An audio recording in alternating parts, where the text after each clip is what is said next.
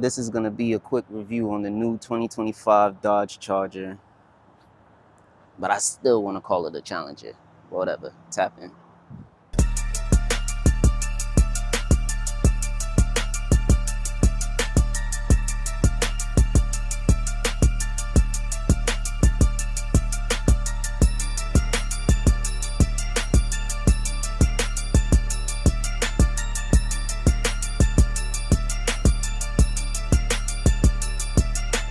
So honestly, I'm quite confused because I don't know who the target audience was supposed to be for this new Charger, and I want to call it Challenger because it just had the look of the Challenger. When I'm next to a Challenger, it looks like a Challenger. When I'm next to a Charger, it clearly doesn't look like a Charger, but that's neither here nor there.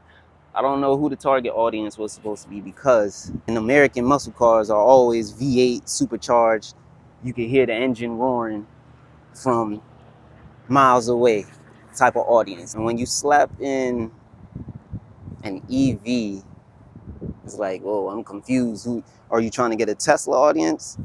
I mean, the only thing that makes it equivalent kind of to the Tesla and to just any electric cars in general is the initial takeoff, the initial torque, which every EV by now has that surprising shock push. This more so, and it only makes it crazier because of the fratsonic, the fake sound, the fake noise, the fake engine sound that it makes.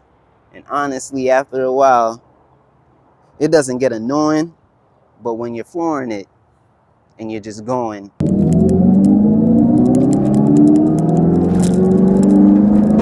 it sounds like you're in first gear or in second gear, or you're just holding the gear the whole time and you want to shift and it's not shifting because it just keeps inclining, and just never, it feels like it never pays off. I'm pretty sure they're gonna make the V8 version supercharged. They're gonna Hellcat it out, Demon, all that. Right now I'm in the stage 1 version. I'm not in the stage 2. The stage 2 is the Scat. I think the only difference is probably just a little bit more power, but by itself, the look, like I said, it looks like a Challenger, but the EV version of the Challenger. And then honestly, me, I'm not the Dodge, Hellcat, Charger, Camaro. I'm not that fan base. When I see them, I don't really care for them. But the only thing I ever liked from them is just that engine noise. That engine noise, you just can't deny it. That V8 engine sound, it just sounds amazing. So that's why I'm still just slightly confused on why they just went EV.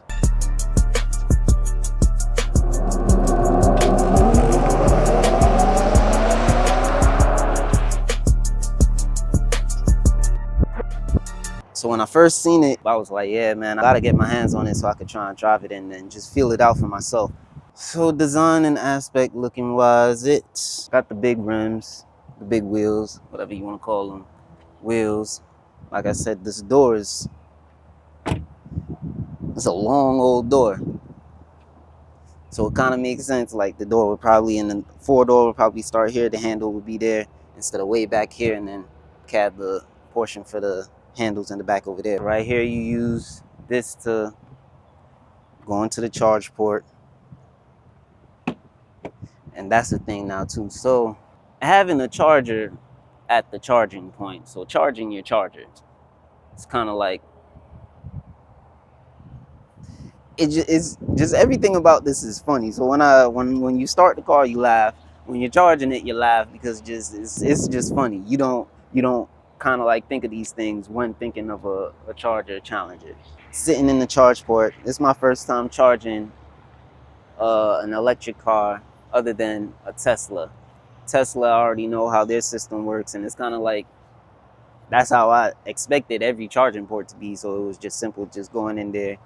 But with these, with the Android version of the chargers, the EV charging system, it's like, go there, you got to swipe your card, you got to pay, they put a hold on your card, pay the amount, and then it's just confusing.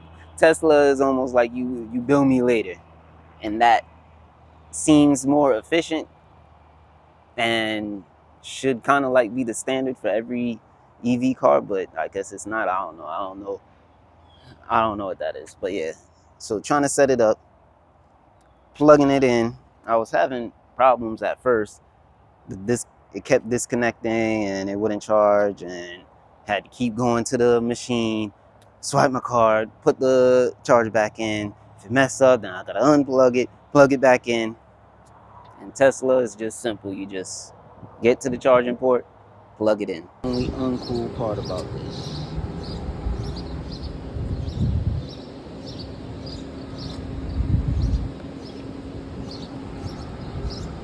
I can sit here for who knows how long. Like I said, the exterior, it looks more like a Challenger more than it does a Charger. I guess it's supposed to go off the old school of what the Charger looked like previously, but to me, in my mind, the Charger and Challenger was kind of like Charger's the four-door version, and then the Challenger is basically the coupe to the Charger. So when they made this and initially just showed it as a two-door, I initially thought like, yo, this is looks dope. It looks like an electric version of a Challenger.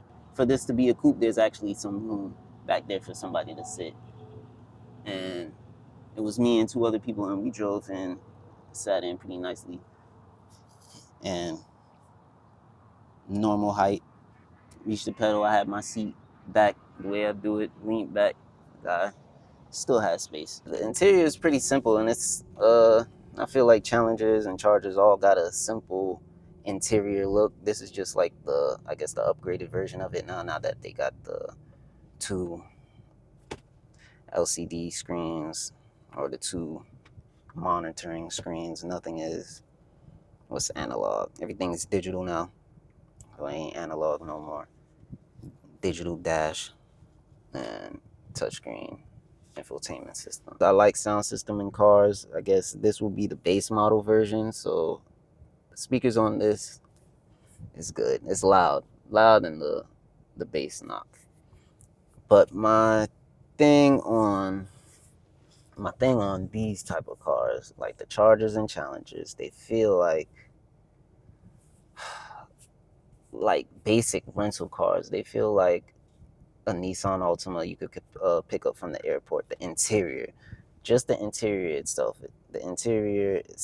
just feels plastic. It feels soft. It feels hollow. Everything is just feels hollow. So it feels,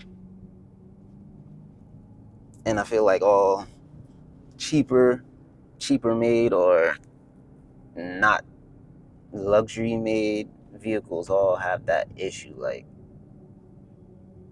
it's just cheaply made on the inside. But the inside is kind of nice, but it ain't nice like how a BMW interior is nice. It ain't nice how Benz interiors is nice. Audi interiors is nice. It's kind of like, I don't know. It just feels empty. Feels like a shell. But that's just how I feel in rental cars in general. When you rent a car from Enterprise, mainly all the cars that's in its lot is going to have this type of interior feel. It just feels lackluster. It feels like something is just missing from the inside. Other than that, like I said, it ain't a high quality, the upgraded luxury type of infotainment system, and everything is basic and straight to the point. I like this. It's touch, but it's a haptic touch, so it's like a feedback. So you got to press it to get feedback, and that's just for the climate control itself. So you go into sport, traction control off. I'm guessing, see, the paddle shifters don't make no sense to me, or these little plus. From what I've experienced, plus is like when it's all the way to the third one, if you let go of the brakes, it ain't jerking back, like it ain't slowing down immediately. Feel like it all the way on first, or all the way to the third line, which means going all the way down. That's like first gear or something. Like it shoots off like it's on first gear. But I'm pretty sure it shoots off like that in every gear. Even me trying to explain it is confusing, because first you just hit it and I don't know, it's confusing, very confusing. Drive now, right now. I even put on the power shot thing. Oh, battery's too low for the power shot, so it's not a real full test. So without the power shot, this is it from 0 to 60. I'm gonna brake boost it too. 3, 2, 1.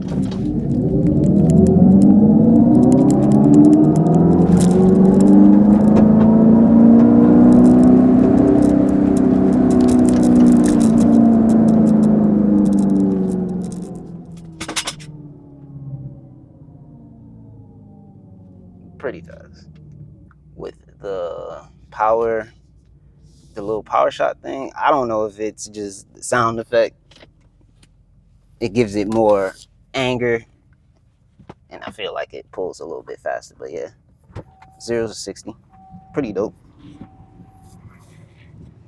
Really, honestly, you'll never know about these cars unless you just feel it out yourself. You can't really always go off of someone's opinion. Every review I get to see, they're very detailed and specific about what they're talking about towards the car. Me, I want to give you like a regular standard view of it. I don't have no information. I didn't really look into too much on the car or its previous generations and just trying to study up on the car. I know it makes sense to, but I just want to have like a raw opinion to give my own take on the car. And really, like, I'm not the Challenger guy, but this electric version is kind of cool, but it's just like, nah, I would actually prefer it to be the V8. If they just slap the V8 into this, it'll be cool. And that's just really what it's missing. It's missing that mean muscle sound. So hopefully they work it out. So when they do come out with the engine powered version, I'm pretty sure they're gonna come out with some shit.